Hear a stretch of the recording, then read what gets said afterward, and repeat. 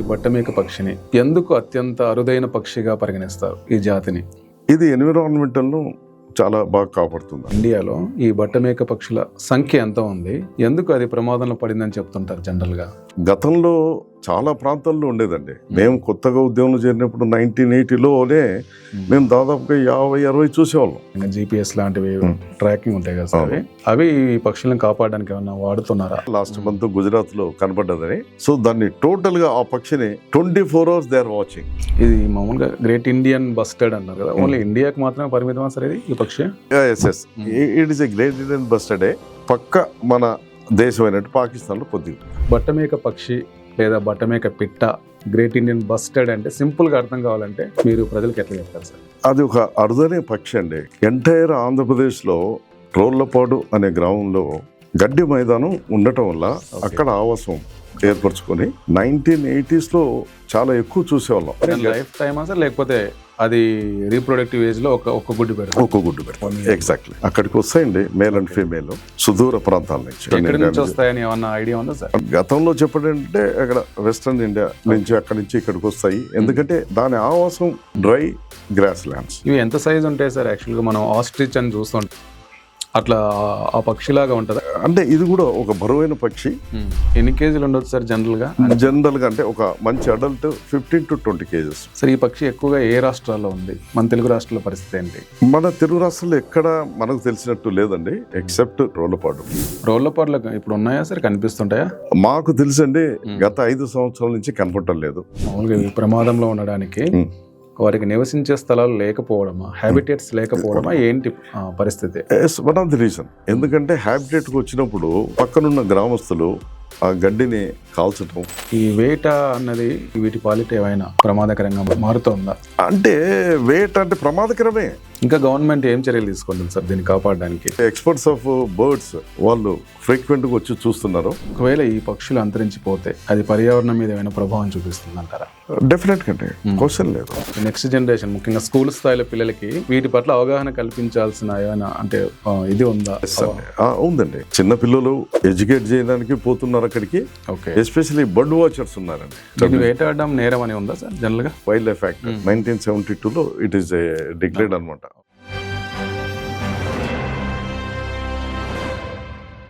Hello, welcome to 3TV. ఈ రోజు మనతో పాటు స్టూడియోలో డివిజనల్ ఫారెస్ట్ ఆఫీసర్ రాజేంద్ర గారు ఉన్నారు. సార్ నమస్తే సార్. నమస్తే అండి. 3TV ప్రేక్షకులకు నమస్కారం. సార్, లాస్ట్ టైం మీరు టైగర్ గురించి, ముఖ్యంగా టైగర్ సంబంధించి చాలా వివరాలు మనకు 3TV ప్రేక్షకులు చెప్పారు. అవునండి. ఈసారి పక్షి గురించి చెప్పబోతున్నారు, Yes. ముఖ్యంగా బట్టమేక పక్షి, okay. The great Indian bustard అని అవునండి చాలా వింటుంటాం. అసలు ఈ బట్టమేక పక్షి లేదా బట్టమేక పిట్ట గ్రేట్ ఇండియన్ బస్టర్డ్ అంటే సింపుల్ గా అర్థం కావాలంటే మీరు ప్రజలకు ఎట్లా చెప్తారు సార్? అంటే అది ఒక అరుదైన పక్షి అండి. ఎంటైర్ ఆంధ్రప్రదేశ్ లో ఇప్పుడు ప్రస్తుతం నంద్యాల జిల్లా అయింది, గతంలో కర్నూలు జిల్లా. రోళ్లపాడు అనే గ్రామంలో తన గడ్డి మైదానం ఉండటం వల్ల అక్కడ ఆవాసం ఏర్పరచుకొని 1980s లో చాలా ఎక్కువ చూసేవాళ్ళం. ప్రజలు కూడా గమనించేవాళ్ళు. అప్పుడు ప్రభుత్వం ఈ సలీం అలీ గారు అక్కడ ఒక ఆవాస ప్రాంతం ఏర్పరచాలి, శాంక్చురీ. ఎందుకంటే ఇది ఒక అరుదైన పక్షి, ఇప్పటికే ఎండేంజర్డ్ లో ఉంది, రాబోయే రోజులు ఎట్లుంటుందో తెలియదని చెప్పడంతో దానికి గురించి రోళ్లపాడు శాంక్చురీ పెట్టారా సార్ అప్పుడు? రోళ్లపాడు శాంక్చురీ 1986 లో అక్కడ ఒక సుమారుగా 1500 ఎకరాలు ఫారెస్ట్ డిపార్ట్మెంట్ వాళ్ళు. It is not a forest, it is a dry land, open grass land, గడ్డి మైదానం. అది ప్రజలకు ఉపయోగపడదు, అక్కడేం వ్యవసాయం ఏమి జరగదు. కానీ ఈ పక్షి అక్కడికి వచ్చి, ఎస్పెషలీ రైనీ సీజన్ లో వస్తుందంట అక్కడికి. రైనీ వచ్చి అక్కడ ఒకే ఒక్క గుడ్డు పెడుతుంది. దాని యొక్క ప్రత్యేకత. అన్ని పక్షుల మాదిరి ఎక్కువ పెట్టదు, ఒకే గుడ్డు పెడుతుంది. అది మైదానంలోనే. లైఫ్ టైమ్ సార్, లేకపోతే అది రీప్రొడక్టివ్ ఏజ్ లో ఒక్క గుడ్డు పెడుతుంది? ఎగ్జాక్ట్లీ. అక్కడికి వస్తాయండి మేల్ అండ్ ఫీమేల్ సుదూర ప్రాంతాల నుంచి.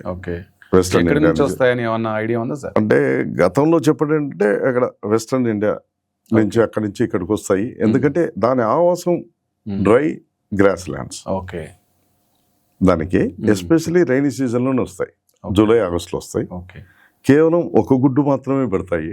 ఆ గుడ్డు కూడా మైదానం మీద పెట్టి 3 నుంచి 4 వారాల లోపల పిల్లను ఓకే, పొదుగుతుంది. పొదుగుతుంది. ఆ పిల్లను మళ్ళా డిసెంబర్లో మళ్ళీ ఎన్నికి తీసుకెళ్తుంది ఓహో, తన ఒరిజినల్ హ్యాబిటేట్. ఓకే. ఇవి ఎంత సైజ్ ఉంటాయి సార్? యాక్చువల్గా మనం ఆస్ట్రిచ్ అని చూస్తుంటాం. అవును, అట్లా ఆ పక్షిలాగా ఉంటుందా? ఇది Yes. ఎట్లా ఉంటుంది ఇది? అంటే ఇది కూడా ఒక బరువైన పక్షి. ఆస్ట్రిచ్ ఏమిటంటే మైదానంలోనే నడుస్తుంది ఫాస్ట్ గా, బట్ ఇది కూడా చాలా బరువు ఉండి ఎగురుతుంది.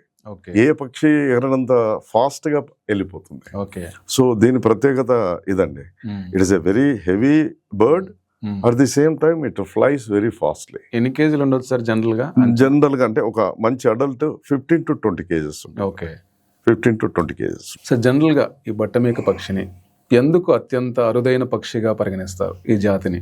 అంటే దాని వరకు మనకు తెలిసినంత వరకు ఇది ఎన్విరాన్మెంటల్ ను చాలా బాగా కాపాడుతుందండి. ఓకే, నాకు తెలిసినంత వరకు కర్నూలు జిల్లా రోళ్లపాడుకి ఎందుకు వస్తుందంటే చుట్టుపక్కల ఉన్న వ్యవసాయ భూములకంతా ఇన్సెక్ట్ అటాక్ ఎక్కువ ఉంది, మిడతలు ఎక్కువ. అచ్చా, okay.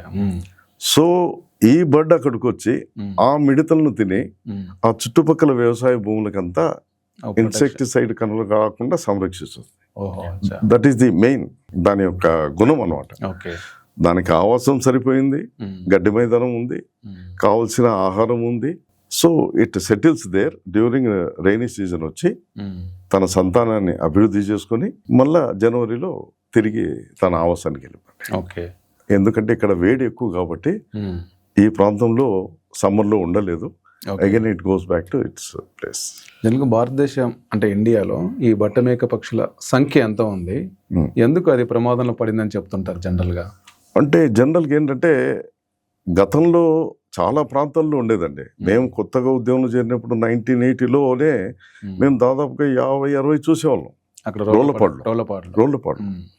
Because that is the best area for them. అదే విధంగా అక్కడ ఎటువంటి పొల్యూషన్ లేదు. It is a free land. కానీ ఎక్సెప్ట్ ప్రజలతో కొంచెం ఇబ్బందే కానీ మిగతా ఏ విధమైనటువంటి పర్యావరణ పరంగా దానికి ఎటువంటి ఇబ్బంది లేదు. చిన్నగా ప్రజలు ఆ పక్షి ఎక్కువ ఉండడంతో దాన్ని పట్టుకొని కోడి లెక్క ఉంది, 15 నుంచి 20 కేజీలు ఉంటుందండి.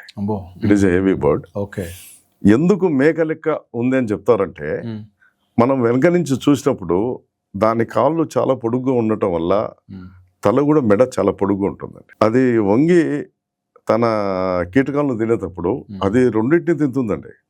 ఇటు కీటకాలను తింటుంది, గడ్డి మొక్కను తింటుంది. సో ఓమ్నివోరస్ అంటారు. అట్లా రెండు తినే పక్షుల్లో ఓమ్నివోరస్ అంటారు.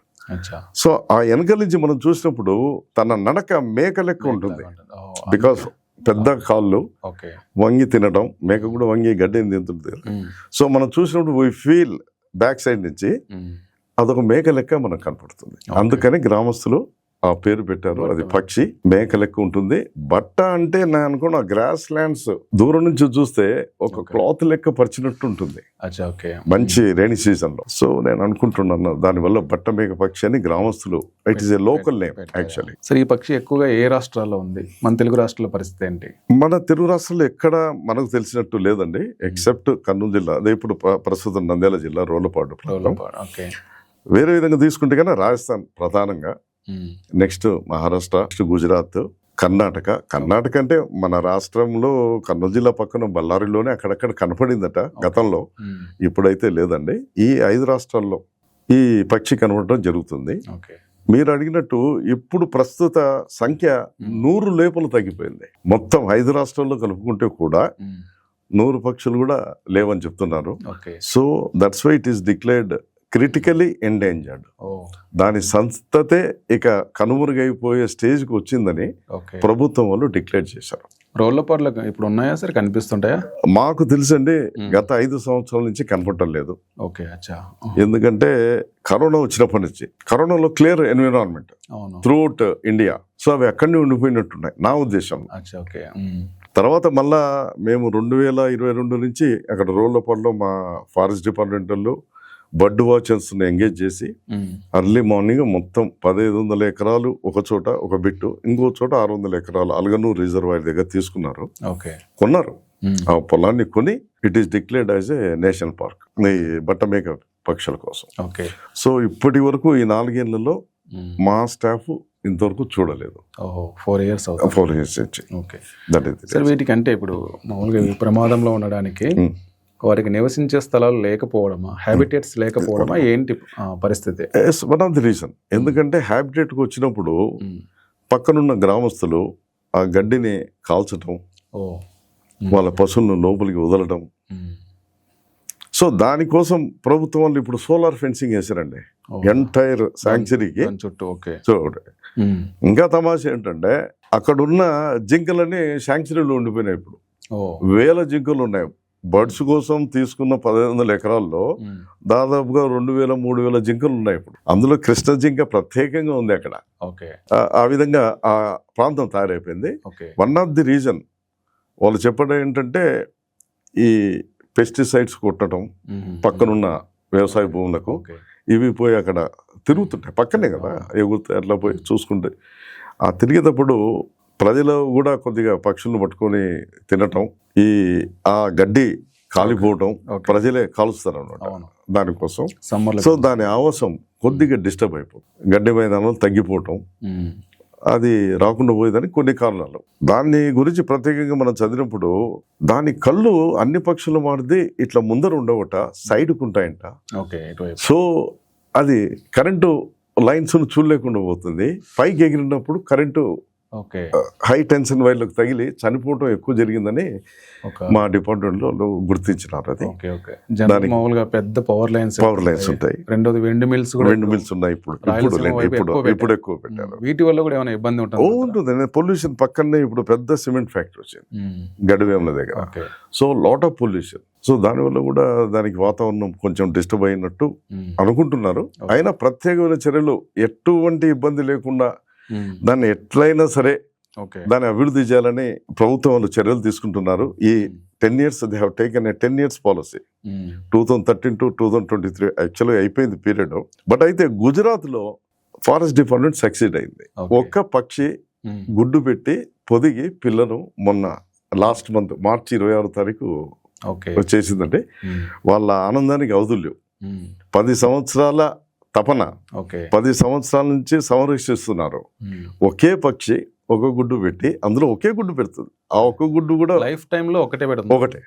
That is the peculiarity of the bird అండి. జనరల్ పక్షులు 2, 4, 6 మనం పావురాలు చూసాం 2 పెడతాయి అంతే, ఒకటి మగ ఆడవుతుంది. బట్ ఇది ఎట్లవుతుందో నిజంగా నేచర్ లో అదొక ప్రత్యేకత. దీనికి ఈ పర్టికులర్ బర్డ్కు it has got a very particular, దాని గుణాలే వేరండి. అన్ని పక్షులు ఒక రకం అయితే ఇదొకటి ఒక రకమైన పక్షి, అరుదైన పక్షి. So it is critically endangered stage లో ఉంది. సో దాని అభివృద్ధి కోసం ప్రభుత్వం చాలా చర్యలు తీసుకుంటున్నారు. మన ఇండియాలో ఎక్కువగా రాజస్థాన్లో ఉందండి. ఇది రాజస్థాన్ స్టేట్ బర్డ్ కూడా.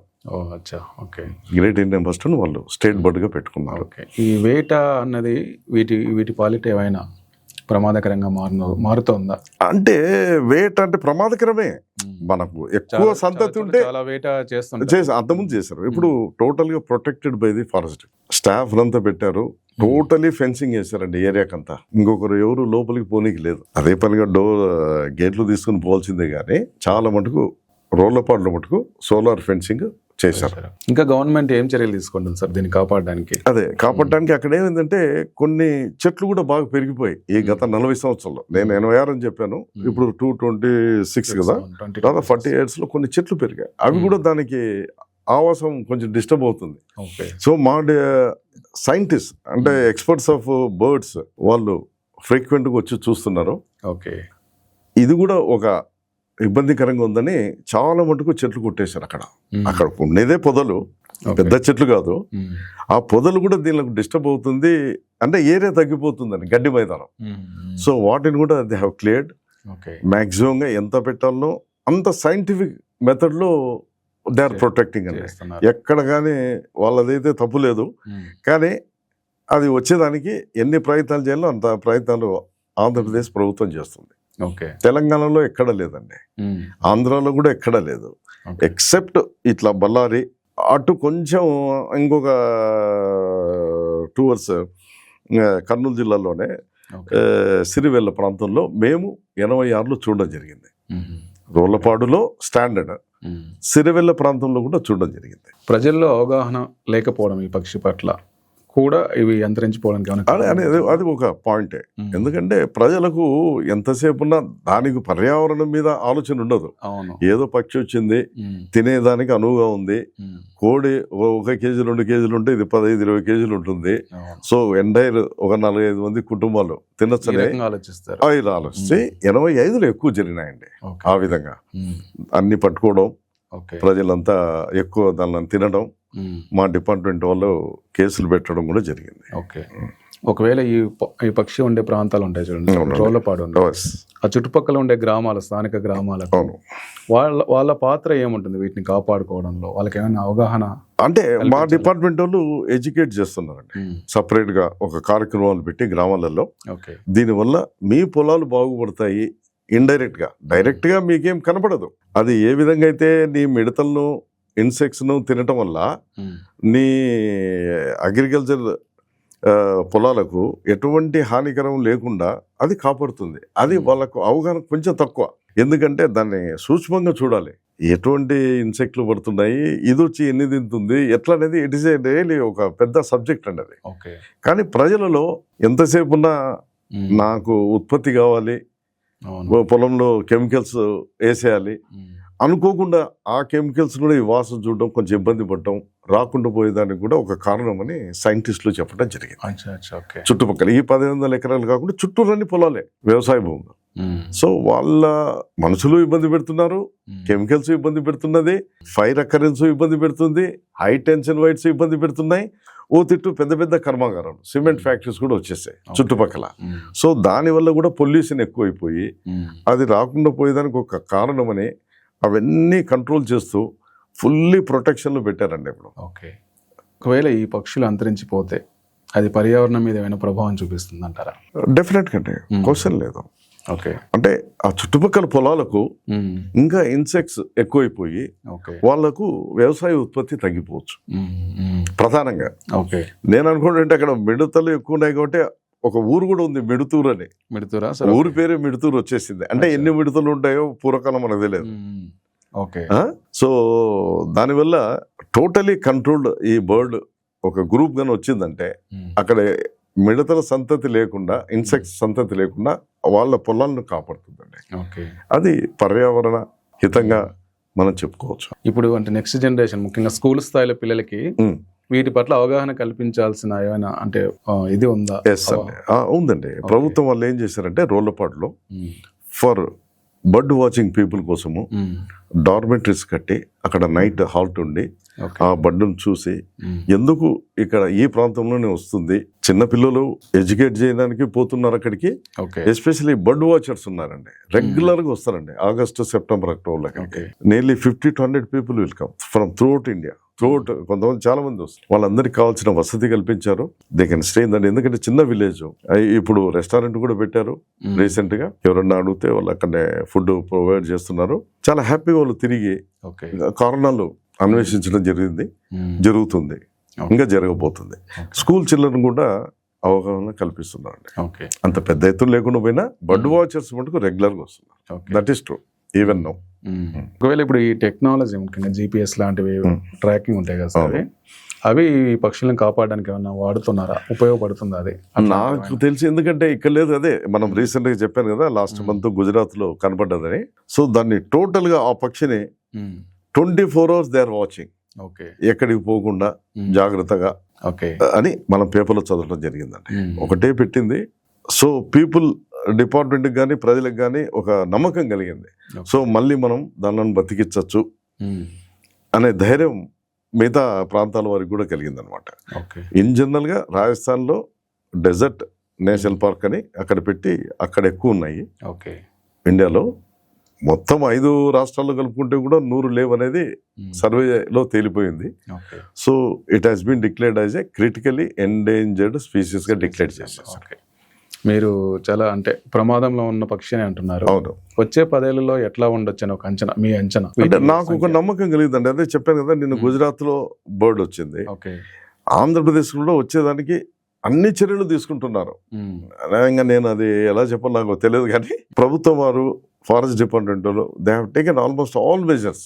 బట్ ఎందుకంటే ఇక్కడ లేదు, అది ఎక్కడి నుంచో ఇక్కడికి వస్తుంది, ఒక 6 నెలల పాటు ఇక్కడ ఉంటుంది, తన సంతాన అభివృద్ధి కలిగించుకోవటం, చుట్టుపక్కల వ్యవసాయ భూములను కాపాడటం, ఇన్సెక్ట్స్ ఏం లేకుండా ఏదైనా ఉంటే పోయి తినటం, కాపాడటం చేసుకుని మళ్ళీ తిరిగి వెళ్ళిపో. సో వీ హోప్, ఎందుకంటే దానికి తగువైన ప్రదేశం ఇది, దానికి మళ్ళా ఆ ప్రదేశంకు తగువైనటువంటి ఎటువంటి చర్యలు తీసుకోవాలో అన్ని చర్యలు ప్రభుత్వం తీసుకుంటుంది.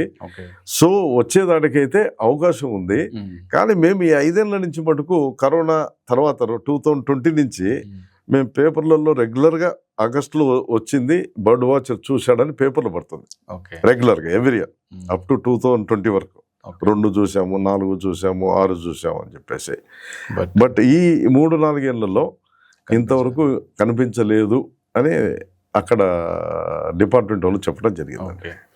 ఇది మామూలుగా గ్రేట్ ఇండియన్ బస్టర్డ్ అంటారు కదా, ఓన్లీ ఇండియాకి మాత్రమే పరిమితం సార్ ఇది? ఈ పక్షి ఏదైతే ఇండియానే ఉంది. It is a great Indian బస్టర్డే. పక్క మన దేశం అయినట్టు పాకిస్తాన్ లో కొద్దిగా ఉందండి, అంతే. ఓన్లీ కలిసే ఉన్నాం కాబట్టి మన ప్రాంతానికి సంబంధించిన పక్షి అయితే. సాధారణ ప్రజలు కూడా ఈ పక్షిని కాపాడటానికి ఎట్లాంటి చర్యలు తీసుకుంటే బాగుంటుంది? ఎందుకంటే ఇది చాలా అరుదైన ప్రమాదంలో ఉన్న పక్షి. ఎగ్జాక్ట్లీ. ఏ చర్యలు తీసుకుంటే బాగుంటుంది అంటే ప్రజలు కొద్దిగా అప్రమత్తంగా ఉండే, ఎందుకంటే అవి చిన్న బిట్స్, 1500 ఎకరాలు 600 ఎకరాలు, అవి ఆగస్టులో అలా వచ్చినప్పుడు కనపడంగానే, ఎందుకంటే డిపార్ట్మెంట్ 24 గంటలు అక్కడ చూడలేదు, కానీ వ్యవసాయ భూములకు రైతులు పోతుంటారు, గమనిస్తూ ఉంటారు, పక్కనే వాళ్ళ పొలాలు కూడా తమాషగా ఉంటుంది. మీరు చూడలేదు ఆ డ్రై ల్యాండ్స్ 1500 ఎకరాలు, ఒక 3000 ఎకరాలు చుట్టూరు పొలాలు, గ్రీనరీ. ఇది మటుకు డ్రై గ్రాస్ ల్యాండ్. ఒక వర్షాకాలంలో కొద్దిగా పచ్చదనం కనపడుతుంది ఆ గడ్డి మైదానాలు. రైతులు కనపడంగానే డిపార్ట్మెంట్ వాళ్ళకి చెప్పడం కానీ చేసి దాన్ని ఏ విధంగా ప్రొటెక్ట్ చేయాలి, దానికి ఎటువంటి, ఒకవేళ అక్కడ ఆహారం దొరికడం, వాటర్ ప్రొవైడ్ చేయడం, సంథింగ్ డిపార్ట్మెంట్ వాళ్ళు ప్రొవైడ్ చేయాలి టు ప్రొటెక్ట్ దెమ్. పోకుండా జనరల్ గా ఒక్కసారి తన ఆవాసం నచ్చిందంటే, ఇప్పుడు మనం ఇల్లు కట్టుకున్నామండి మంచిగా, ఆ ఇల్లు వదిలిపెట్టి పోబుద్ది కాదు. అదే విధంగా ఆవాసాన్ని ఏర్పరచుకున్నాయి, సో ఆ ఆవాసాన్ని వదిలిపెట్టి పోవు. సో ప్రజలు కూడా కొద్దిగా సహకరిస్తే చాలా ఈజీ అయిపోతుందండి. పక్షుల అభివృద్ధి మనం చేయొచ్చు. దానివల్ల వాళ్ళకి ఎంత బెనిఫిట్ ఉందో మనం మాటల్లో చెప్పలేం, ఎందుకంటే అది కనపడదు. ఉత్పత్తి, వ్యవసాయ ఉత్పత్తి అనేది అది ఎంతసేపు ఉన్నా వాళ్ళు మిడతలు కొడుతున్నాయి, నాకు ఇన్సెక్టిసైడ్ అని మందులు కొట్టడం చేస్తారే కానీ, ఈ పక్షి అక్కడ ఉన్న ప్రాంతంలో చుట్టుపక్కలంతా ఇన్సెక్టిసైడ్ కంట్రోల్ చేస్తుంది అనేది కొంచెం అవగాహన తక్కువ ఉంది. మనం డెవలప్ చేసాం చాలా మటుకు, ఈ 10-15 ఏళ్ళలో చాలా కష్టపడ్డారు. ఇప్పుడు అందరికీ అవగాహన వచ్చింది, చుట్టుపక్కల గ్రామస్తులు కూడా మీరు అన్నట్టు కొద్దిగా చేయుతూ ఇస్తే తప్పకుండా నాకైతే నమ్మకం ఉందండి. ఇంకొక 10 years దే వాంట్, అంటే ఫుల్లీ కంట్రోల్గా చేయబోతున్నారు ఆ ఏరియాను. ఇంకొక 10 ఏళ్ళు ఎక్స్టెండ్ చేస్తామని, ఎందుకంటే ఎంత డబ్బు ఖర్చు అయినా పర్లేదు, ఇప్పటికే కొన్ని కోట్లు ఖర్చు పెట్టారు. మాకే ఆశ్చర్యం వేస్తుంది. చిన్న ప్రాంతం, ఫారెస్ట్ కాదు, ఇట్స్ ఎ గడ్డి మైదానం. ఆ పక్షి ఎక్కడి నుంచో వస్తుంది, అక్కడ పిల్లలు పెడుతుంది, మళ్ళీ తీసుకుని వెళ్ళిపోతుంది, అక్కడ పెట్టదు. Again it takes back. December జనవరిలో అక్కడ ఉన్న ప్రాంతంలో ఉన్న వ్యవసాయాన్ని అంతా కాపాడుతుంది. రియల్లీ ఇట్స్ ఏ వండర్ఫుల్, దాన్ని ఏమంటాం మనం, ఎకో సిస్టమ్. అది అబ్జర్వ్ చేసే వాళ్ళకే సలీం అలీ గారు కూడా అక్కడ ప్రాంతానికి వచ్చి అతనే ఫస్ట్ అక్కడ ఒక మనం క్రియేట్ చేయాలి, ఒక సెంటర్ను ప్రొటెక్ట్ చేయాలి అని ఆయన ఆదేశాల మేరకే ప్రభుత్వం వాళ్ళు చర్యలు తీసుకోవడం జరిగింది.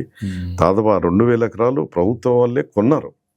ఆ రోజుల్లో అదృష్టం కొద్దీ చీప్ కాబట్టి సరిపోయింది. గడ్డి మైదానాలు ప్రజలకు, రైతులకు ఉపయోగపడేది కాదు, అది అక్కడ ఏం చేయలేం. సో పక్షి వస్తుంది కాబట్టి నాకు తెలిసి 4000-5000 ఎకరా ఒకటి కొన్నారు ఆ రోజులలో. No it is under the control of forest. చర్య తీసుకున్న ఆయనైనా సార్ సలీం అలీ గారు, అంటే ఆయన ఈజ్ విజన్ విజన్ ఇక్కడ వస్తుంది, ఈ పక్షి చాలా అరుదుగా ఉంది, సంతతి తగ్గిపోతూ ఉంది, సో మనం పెంచవలసిన అవసరం ఉంది. సో మనం పెంచితే గన ఇన్ని లాభాలు ఉన్నాయి పర్యావరణానికి. సో మీరు అని అతను ప్రపోజ్ చేయటం, గవర్నమెంట్ ఆఫ్ ఇండియా యాక్సెప్ట్ చేయటం, అక్కడ ఎస్టాబ్లిష్ చేయడం, రోలపాడు సంరక్షణ, గ్రేట్ ఇండియన్ బస్టర్డ్ సంరక్షణ కేంద్రం ఎస్టాబ్లిష్. వేటాడడం నేరం అని ఉందా సార్ జనరల్ గా? 1972 యాక్ట్ ప్రకారం మనం చెప్పుకున్నాం కదా, టైగర్ వైల్డ్ లైఫ్ యాక్ట్ 1972లో ఇట్ ఈస్ డిక్లేర్డ్ అనమాట. దాని ప్రకారంగా, యాక్ట్ ప్రకారంగా శిక్షలు పడతాయి. జనరల్ గా కృష్ణ జింక గాని ఉన్నాయి కదా, ఉన్నాయి, వీటికి కూడా ఫుల్లీ వైల్డ్ లైఫ్ యాక్ట్ కింద ఉందండి అది. ఓకే సార్, చాలా విషయాలు చెప్పారు గ్రేట్ ఇండియన్ బస్టర్డ్ గురించి. Right sir. సో ప్రజలందరూ కూడా దీని గురించి తెలుసుకొని తప్పకుండా. ఒకవేళ కనిపిస్తే ఫారెస్ట్ ఆఫీసర్కి చెప్పి దాన్ని కాస్త ప్రొటెక్ట్ చేసుకునే మెజర్స్ తీసుకుంటే మంచిది అని అనిపిస్తుంది. Yes sir. Thank you sir. Thank you so so much. Thank you. నమస్తే సార్.